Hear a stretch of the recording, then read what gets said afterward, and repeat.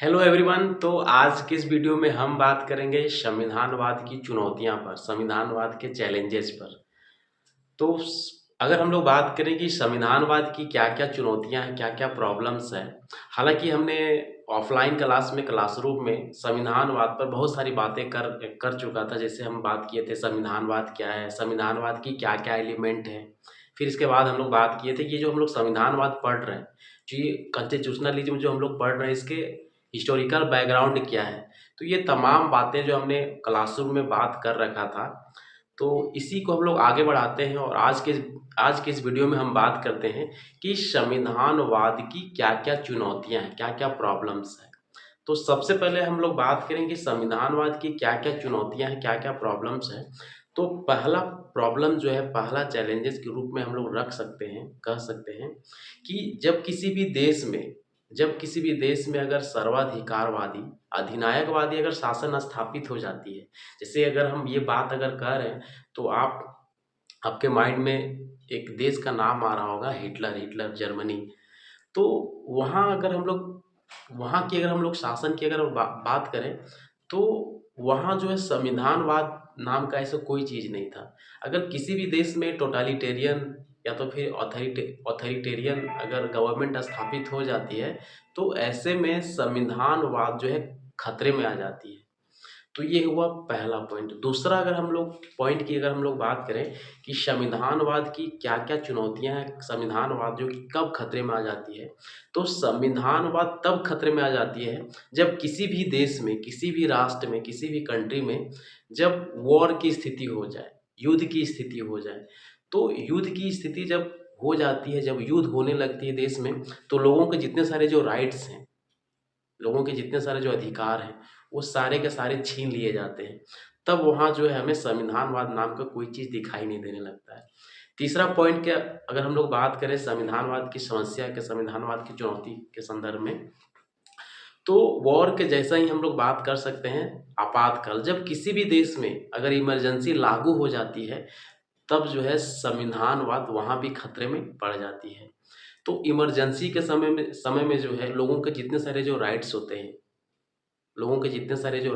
हैं, वो सारे के सारे छीन लिए जाते हैं। तो ये संविधानवाद तब खतरे में आ जाती है जब किसी भी देश में आपातकाल लागू हो, किसी भी देश में जो युद्ध की स्थिति हो, तो ऐसे में संविधानवाद खतरे में आ जाती है। तो ये सारे क्या है, संविधानवाद की चुनौतियां हैं, प्रॉब्लम्स हैं।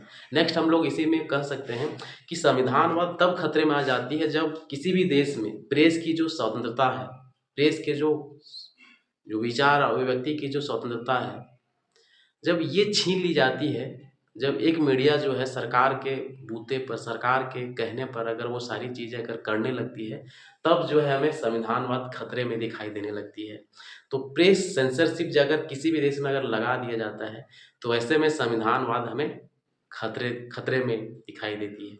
तो ये सारे के सारे क्या हैं, संविधानवाद की चुनौतियां हैं, चैलेंजेस हैं। नेक्स्ट हम लोग इसी में बात कर सकते हैं कि संविधानवाद तब खतरे में आ जाती है जब किसी भी देश के जो गवर्नमेंट के जो अंग हैं, गवर्नमेंट के जो ऑर्गन्स हैं, कार्यपालिका, विधायिका और न्यायपालिका, अगर ये तीनों ऑर्गन्स के बीच, ये तीनों अंगों के बीच अगर संतुलन अगर नहीं बन पाती है, चेक एंड बैलेंसेस की स्थिति अगर गड़बड़ हो जाती है, तो ऐसे में ये तीनों अंगों के बीच जो है टकराव होने की स्थिति, काफ़ी संभावनाएं बढ़ जाती है। तो वहाँ भी जो है लोगों के राइट्स जो है, लोगों के जो हक अधिकार है, वो छीन लिए जाते हैं। सरकार को जिस तरीके से काम करना चाहिए वो कर नहीं पाती है। तो ऐसे में लोगों के जो राइट्स हैं, लोगों के जो कॉन्स्टिट्यूशन में जितने सारे जो राइट्स दिए हुए हैं, वो वहाँ भी जो है लोगों को मिल पाना काफ़ी जो है क्वेश्चन उठाए जा सकते हैं। तो इसके अलावे हम लोग बात कर सकते हैं कि संविधानवाद तब खतरे में आ जाती है जब वहाँ के जो लोग हैं, किसी भी देश के जो लोग हैं, जब अपने पॉलिटिकल राइट्स का राजनीतिक सहभागिता में, पॉलिटिकल पार्टिसिपेट पॉलिटिकल पार्टिसिपेशन में अगर वो ज़्यादा से ज़्यादा अगर पार्टिसिपेट नहीं कर पाते हैं पॉलिटिकल एक्टिविटीज़ में, खास करके जब मत देने की बारी हो, तो ऐसे में संविधानवाद जो है खतरे में आ जाती है, क्योंकि यदि अगर अब लोग जो है जब वोट नहीं करेंगे, जब मत नहीं देंगे, तो फिर उसके अनुसार जो है कैंडिडेट नहीं आ पाएंगे।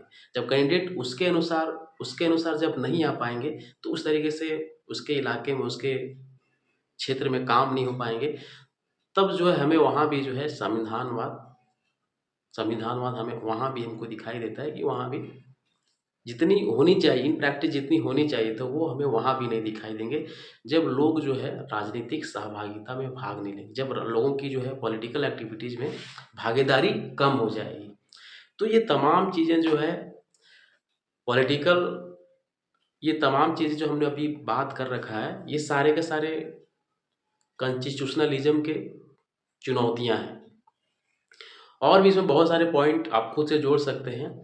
तो नेक्स्ट अगर हम लोग इसी में बात करें कि ये जो हमने जितने सारे जो हमने ये बात कहा, संविधानवाद की जितने सारे जो हमने चुनौतियां को रखा, प्रेस सेंसरशिप की, वॉर की, इमरजेंसी की, टोटलिटेरियन गवर्नमेंट की, तो ये सारी जो संविधानवाद की जो चुनौतियां हैं, ये जो समस्या है, इसको कैसे ओवरकम किया जा सकता है, कैसे जो है इससे हम निपटा जा सकता है। इसी में और जोड़ सकते हैं कि संविधानवाद की चुनौतियां हम लोग ये भी कह सकते हैं कि संविधानवाद की समस्या हमें तब दिखाई देने लगती है जब गवर्नमेंट का जो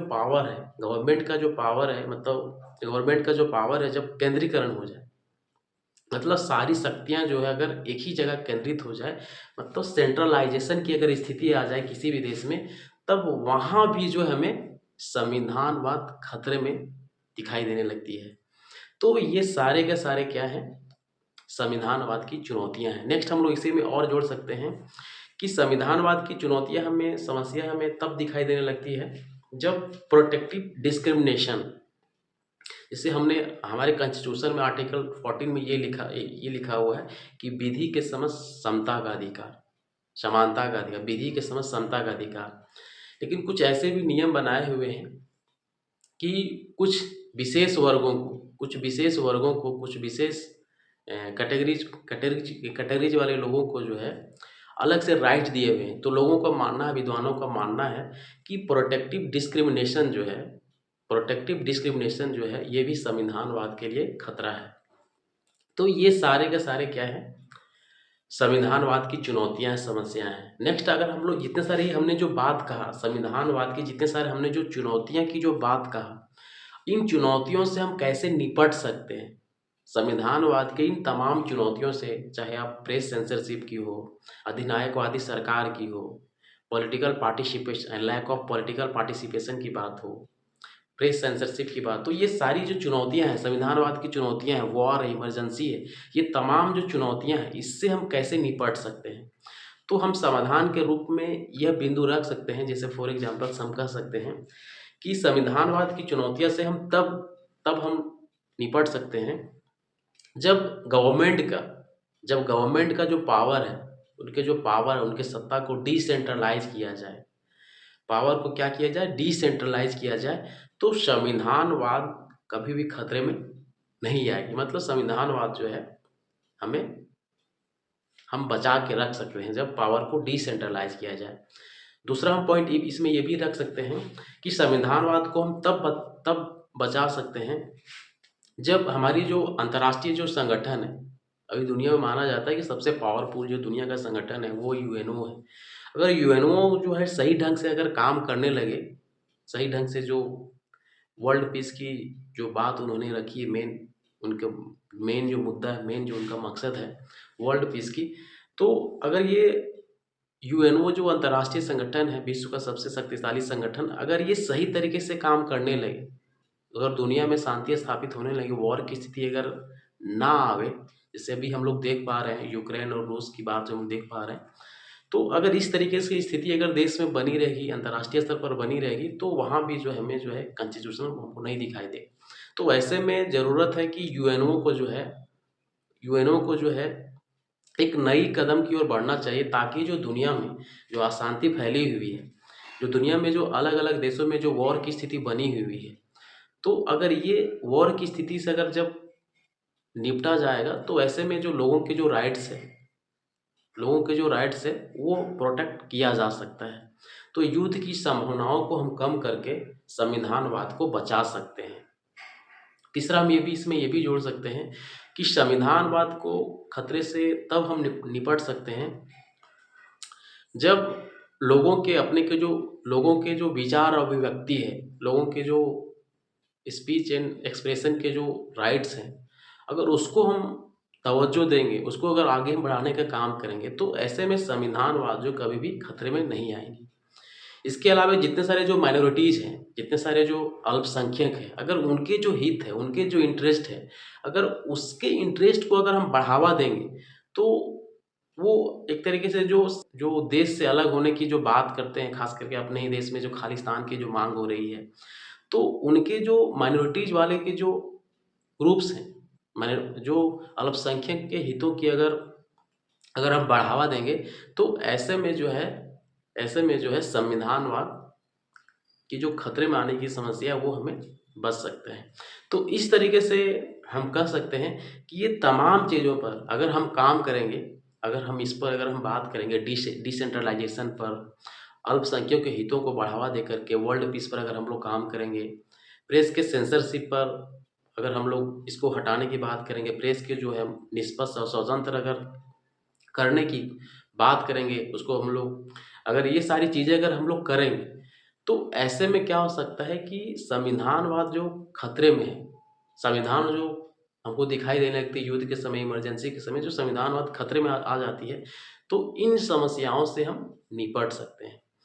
तो इस प्रकार से इस वीडियो में हमने संविधानवाद की क्या-क्या चुनौतियाँ हैं, क्या-क्या प्रॉब्लम्स हैं और इन प्रॉब्लम्स से हम कैसे निपट सकते हैं, कैसे बच सकते हैं, तो इस वीडियो में हमने बात करने की प्रयास किया।